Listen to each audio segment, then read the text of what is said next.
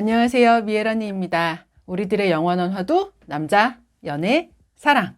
좀 머리 아프죠? 있어도 빡세고 없으면 더 짜증나는 게 그 짝지인지라 특히 이렇게 발렌타인데이나 크리스마스가 있는 시기에는 괜히 막 뼈가 시리고 잘못한 것도 없는데 괜히 외롭고 사무치는 막 느낌이 드는 그런 때가 바로 지금입니다.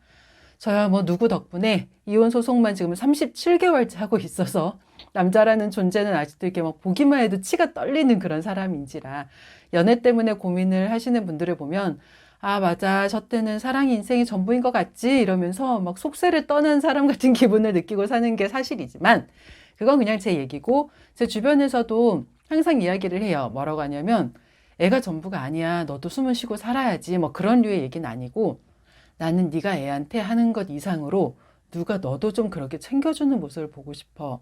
네가 하고 싶다거나 가고 싶다는 곳이 있으면 지금 네가 이렇게 온 에너지를 아이한테 쏟아주는 것처럼 누가 너한테도 그런 에너지를 이렇게 쏟아주는 모습을 꼭 보고 싶어.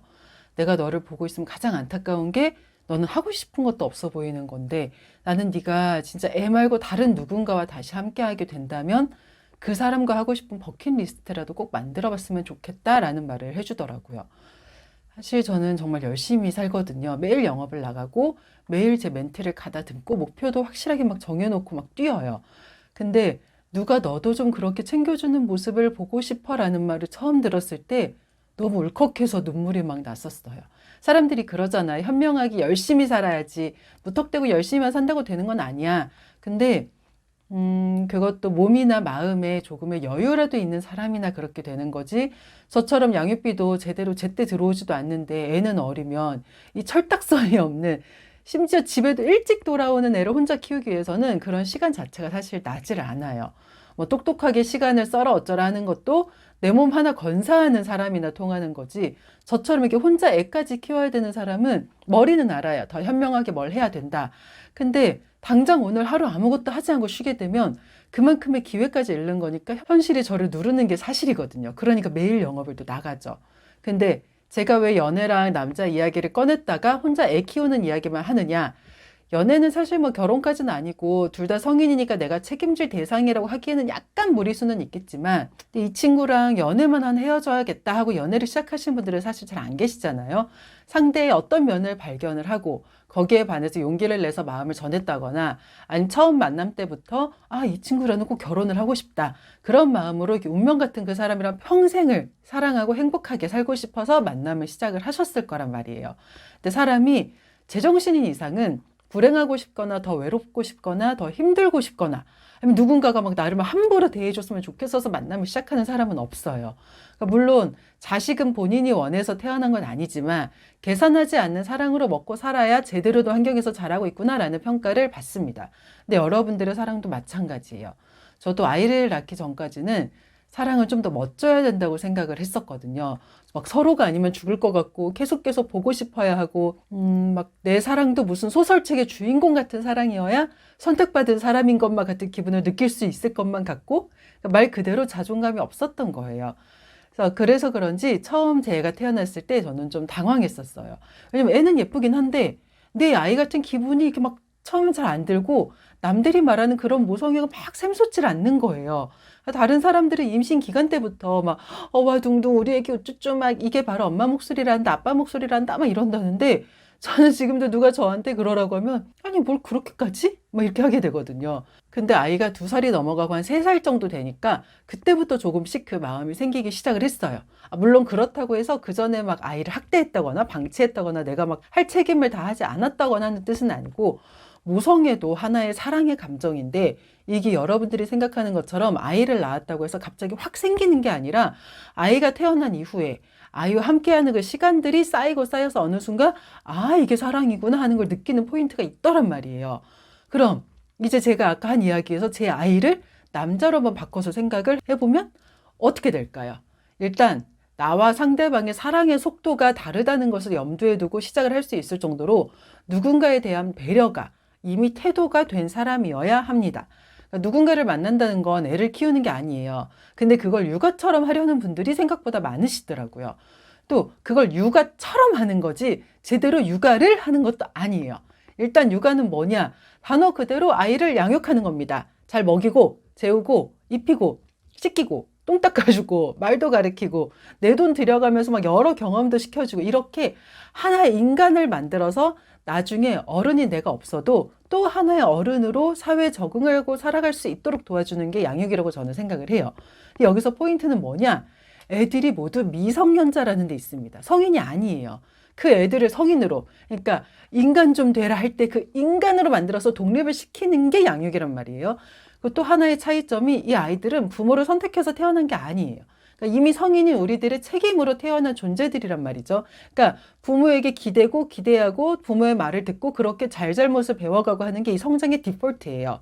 근데 그 시간들이 쌓여가면서 저처럼 모성애가 약했던 사람들도 아이와 끈끈해지고 서로도 이해를 하게 되고 그러면서 서로를 더 아끼게 되고 그런 시간들이 만들어진단 말이에요. 그런데 이미 그 성인인 상대방을 양육하려는 사람들이 있어요. 여기서 여러분들이 잘 생각을 하셔야 할 게 내 연애 상대와 결혼 상대는 상대와 내가 각각 서로의 선택으로 만들어진 결과물이라는 거. 그리고 우리는 둘 다 이미 성인이라는 겁니다. 하지만 나이만 먹었다고 해서 다 성인은 아니죠. 저도 사실 지금 생각해보면 20대 때 정말 천반직축이었어요. 하지만 그렇다고 해서 내가 누군가에게 막 끌려다니며 사는 삶을 성인이 된 내가 선택한 사람이니 다 이해하고 받아들이고 살아야 된다는 그런 뜻이 전혀 아닙니다. 결혼과 이혼을 다 해보고 나니까 제가 결혼 전에 얼마나 철딱서니가 없었고 아무것도 모르는 헛똑똑이었는지 정말 진절머리가 날 정도로 잘 알게 되었는데 그중 하나가 진짜 좋은 남자를 보는 눈이 제가 없었다는 거예요.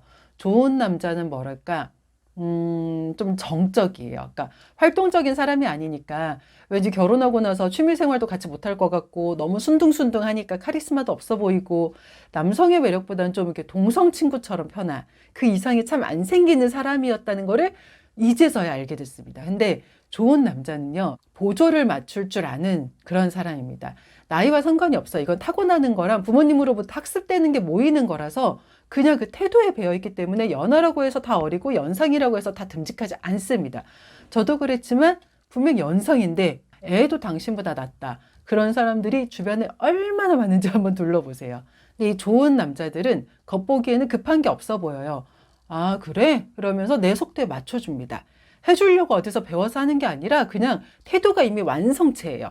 내 마음이 이만큼이긴 하지만 저 사람은 아직 버거워 보이는 것 같으니까 내가 좀 눌러 참으면서 너는 뭐 내 마음을 몰라. 나는 불안하단 말이야. 누가 너를 막 낚아채가면 어떡해. 화장 그렇게 하지 마. 옷도 그렇게 입지 마. 어디 가면 간다고 나한테 말을 해. 막 그러면서 말도 안 되는 이유를 대면서 올가매지 않습니다. 그러니까 안 그래요. 그러니까 불안하면 불안하다고 이러면 이렇다고 조곤조곤 설명을 하고 자신을 좀 낮출 줄을 알아요. 그러니까 자기 자존심이 세상에서 제일 중요한 그런 사람이 아니라는 뜻입니다. 그래서 이런 분들은 오래가는 연애를 해요. 제대로 된 사람이 제대로 되지 않은 사람을 선택할 확률은 사실 좀 낮지 않겠어요? 내가 자꾸 미친놈만 만나는 것 같다면 내가 바로 그 미친인지 아닌지 되돌아봐야 한다는 말이 있는 것처럼 저도 당시에 제가 그 모양이었으니까 딱 그 모양의 남자를 만났다가 뒤늦게 정신을 차리고 그 결혼 지옥에서 빠져나온 케이스잖아요. 그래서 이분들은 압니다. 지금 서로의 속도가 다르다는 건 당연한 거고, 하지만 상대의 마음도 이 시간들이 쌓여가는 만큼 계속해서 커질 것이고, 나는 그 시간을 함께 기다리면서 지금 같이 있는 이 시간을 더 소중히 하면 결국 우리는 함께 행복해진다 라는 거를 압니다. 여자들이 꿈꾸는 남자는 어떤 남자인가요? 말도 안 했는데 내가 전에 스치듯 말한 걸 다 기억해서 기념일이랑 생일 때 막 선물이나 행동으로 보여주는 막 그런 사람이잖아요. 지금 저희 애가 콧물 감기에 살짝 걸렸는데 아침에 아침밥을 먹다가 콧물이 살짝 나오려고 하길래 옷으로 닦으려고 하는 그 순간 제가 동시에 티슈를 이렇게 탁 내밀어서 코를 닦아줬어요. 그러니까 애가 그러더라고요. 엄마는 어떻게 내가 뭘 할지 이게 다 알아? 근데 사실 이 모든 게 시간과 경험치의 축적입니다. 그 시간만큼 우리가 함께 있었고 그 시간만큼 우리는 서로의 세상에서 우리 둘만 존재했고 또 그 시간만큼 제가 최선을 다해서 아이에게 집중해서 살았기 때문에 정말 이렇게 보면 알아요. 아, 이 다음엔 뭘 하겠구나. 이런 말을 했으니 다음엔 이런 말을 하면서 이런 표정을 짓고 또 이런 행동을 하겠구나. 요즘 자꾸 이 영상들을 보던데 조만간 이걸 사달라고 하겠구나. 프린트해서 뭐 코팅을 해달라고 하겠구나. 그래서 미리 해놓고 줍니다. 당연히 좋아하죠. 말도 안 했는데 어떻게 알아? 관심과 사랑으로 제가 나서서 이 아이라는 존재를 제가 학습을 했으니까 알게 되는 거예요. 네, 당연히 알아야 하는 거 아닌가요? 하는데 아니에요. 제가 낳은 아이도 사실은 타인입니다. 제가 아니에요. 그래서 계속해서 관심을 갖고 대해주지 않으면 어느 순간부터는 서로 멀어져 버려요. 그러니까 지금은 남이 되어버린 그분도 애는 자기 세상이 전부래요. 애 때문에 산대요. 근데 작년에 애 몇 번 봤는지 아세요? 6번 봤습니다. 애가 아빠 우린 언제 만나? 그러면 맨날 돈이 없대요. 이해가 안 되시죠? 근데 이걸 연애라고 생각을 해보세요. 말로는 나를 사랑한대요. 너밖에 없다고 맨날 그래요. 근데 행동으로 보여주는 게 전혀 없어요. 나를 보러 오지도 않고 연락도 잘 안 하고 나와의 관계에 대해서 무엇 하나 적극적이지를 않아요. 근데 자기는 나를 사랑하고 내가 자기 세상의 전부래요. 그 말이 믿어지세요? 신뢰가 가나요? 부모 중에 한 명이 이래도 애랑 금방 멀어집니다. 어릴 땐 모르지만 조금만 크면 애도 그 아빠나 그 엄마를 안 찾아요. 존재에 대한 그리움은 있지만 본능적으로 아는 거예요. 아, 나를 정말 좋아하고 사랑한다면 저렇게 자기가 더 먼저의 모습만 보여주지 않을 것이다. 그 순간부터 애는 먼저 이야기를 하기 시작을 합니다. 엄마는 아니면 아빠는 왜 재혼 안 해? 그러니까 자기가 봐도 제대로 된 가정에서 내가 이렇게 잘하려면 그건 내 생물학적 친부나 친모에게서 기대할 수가 없겠다는 걸 알았기 때문이에요. 근데 이게 가족이라는 하나의 울타리 안에 있어 봤던 사람도 다른 누군가와 새로운 인생을 시작하는 초이스를 하려고 하는데 이게 이 연애나 결혼이 내 인생의 끝이 아니라는 거를 모르시는 분들이 정말 많고 용기가 없는 분들도 사실 좀 많고요. 근데 내가 이 힘든 거를 결정하게 되는 가장 직접적인 이유가 뭐다? 바로 상대의 관심입니다. 저 사람이 나를 얼마나 생각하고 아끼고 챙기고 있는지 계속 느끼면 왜 사람이 딴 마음을 품겠어요. 근데도 딴 마음을 품어서 내가 상처를 받았다? 그럼 둘 중 하나예요. 나는 최선을 다했다고 생각하지만 그때 내가 성숙하지 못한 언행이나 이게 태도를 자주 더 취했다거나 아니면 제가 항상 하는 얘기지만 조상신이 돕고 있는 거니까 빨리 탈출을 하시는 게 답입니다. 근데 여기서 우리도 경각심을 가져야 할 부분이 있어요. 사람들이 이 단어를 쓰는 데 있어서 전혀 죄책감이 없더라고요. 근데 그러면서도 신부감이나 아내감이라는 단어에는 성차별적이다라는 말을 해요. 근데 남편감이라는 단어도 똑같습니다. 아내감을 영어로 검색하면 뭐라고 나오는지 아세요? wife material이라고 나와요. material이 뭐냐? 어떤 물건의 재료를 뜻하는 단어입니다. 아내라는 용도로 사용하기에 적합한 재료라는 의미예요. 신부감도 마찬가지고 남편감도 마찬가지고 하다못해 횟감도 그런 뜻이에요. 회라는 용도로 사용되기에 적합한 생선이다. 그게 횟감이에요. 그러니까 역지사지로 생각을 하지 않아도 나라는 존재를 어떤 신부감, 아내감이라고 낮춰서 대하는 사람과 긴 시간을 함께하고 싶은 사람은 없습니다. 근데 남편감이라는 이야기는 그런 생각을 못 하시는 분들이 생각보다 많으시더라고요. 그러니까 SNS에 자랑이라고 막 올려요. 역시 올 내 꼬는 남편감으로 최고인지 내가 이미 알아봤지 알라브 뿅뿅 막. 근데 저 단어의 뜻을 알고서 이 문장을 들으니까 어떤 생각이 드세요? 미묘하게 막 무시당하고 있는 남편이라는 존재가 막 느껴지진 않으세요? 성별을 바꾸면 이런 남자가 여자한테 마누라가 뭐 어쩌고저쩌고 여자가 막 집에서 어쩌고저쩌고 그런 소리를 하는 사람이 될 확률이 정말 높습니다. 근데 그렇다고 해서 그 본인이 내가 진짜 아무것도 안 하고 집에서 살림을 하고 애만 잘 키워도 될 만큼 경제적 능력이 있으시고 인간적으로도 내가 존경을 할 만큼 그런 사람인 거냐 한다면 대답은 사실 노예요. 연애는 보통 결혼의 연장선입니다. 근데 결혼은 뭐예요? 둘이 같이 이제 인생의 전쟁터에서 함께 구르고 싸우는 전우가 된 거예요. 그러니까 누구 하나만 잘해서는 절대 제대로 굴러갈 수가 없는 게 사랑이고 결혼입니다. 근데 많은 사람들이 이런 남편감이 최고다. 이런 남편감을 나는 원한다 라고 해요. 근데 나 스스로가 상대방을 시장 좌판에서 고르고 있는데 어떻게 백화점 VVIP 고객을 구입을 할 수 있겠어요. 처음부터 나의 시작점 자체가 잘못되었다는 이야기예요. 사랑이나 결혼은 신분 상승이나 내 경제적 자유 아니면 남들에게 보여줄 수 있는 그런 모습, 그런 목적으로 선택되면 파멸을 할 수밖에 없어요. 나는 막 돈에 눈이 뒤집혀서 버텨보겠다 해도 상대방은요? 상대방은 그런 집에 돌아오고 싶을까요? 그러니까 누가 그러더라고요. 결혼은 이제부터 혼자 편했던 나의 과거를 버리고 지금부터 이렇게 함께 수갑을 차고 인생을 시작하는 거래요. 근데 제가 애랑 놀다가 애가 저한테 여러 번 수갑을 채워봐서 제가 그 느낌을 아는데 일단 열쇠가 누구한테 있는지는 전혀 중요하지 않습니다. 열쇠는 항상 우리라는 그 공간 밖에 있어요. 그걸 누가 먼저 집어서 수갑을 푸느냐는 결국 우리의 선택입니다. 여기서 중요한 건 그 수갑을 찬 다음에 우리의 행동 반경이 완전히 좁아진다는 거 있습니다. 그러니까 내가 가고 싶은 곳이랑 상대가 가고 싶은 곳이 다르면 어떻게 될까요? 저하고 애를 두고 한번 생각을 해보세요. 애가 뭐 가자한 대로 가져야지 별 수 있을까 하는 생각이 절로 드실 수도 있겠지만, 그러면서도 한켠에 쌓인 집안일부터 막 제가 해야 하는 일들이 눈에 보이는 것 같아서 안쓰러운 마음도 드실 거예요. 그러니까 저도 아이가 가자는 곳으로 처음에는 다닐 수밖에 없습니다. 하지만 모든 게 일방적일 수는 없어요. 아이가 하고 싶은 게 있는 만큼 저도 해야 하는 일들이 있기 때문에 아이 옆에 붙어 있으면 저도 이 시간에 막 끝마치지 못했던 일들이 막 눈앞에 어른거리고, 제가 일하는데 옆에 있으면 또 아이는 심심해져요. 그러니까 결혼 생활이 근데 이런 거예요. 나도 모르게 상대의 단점이 자꾸 눈에 들어옵니다. 이 정도도 배려를 못해? 이 정도도 못 참아줘? 이 정도로 눈치가 없어? 내가 지금 뭘 하고 있는지, 뭘 해야 하는지 안 보여? 막 그게 쌓이다 보면 막 심한 말도 내뱉어요. 당신은 눈이 없어? 보고도 몰라? 막 이래요. 근데 저는 남편이나 아내의 성향이 순해서 그런지 잘 안 그럽니다. 근데 이게 성향이 순한 게 아니라 태생적으로 다툼이 싫어서 그 상대방이 참는 거예요. 오지게 참는 거예요. 속에서 막 열불이 나고 속이 터질 것만 같아도 사는 거 다 힘들다더라. 이렇게 참다 보면 언젠가는 내가 힘든 걸 알아주겠지 하고 쎄빠지게 버티는 거예요. 그거를 우리 누구누구는 착해서 역시 남편감으로 아내감으로 참 좋은 사람이에요. 이런 소리를 내뱉으면 그분들의 기분이 어떻겠어요? 눈에서 막 불꽃이 튀겠죠. 기껏 참아줬더니 뭐가 어쩌겠지? 막 이러고.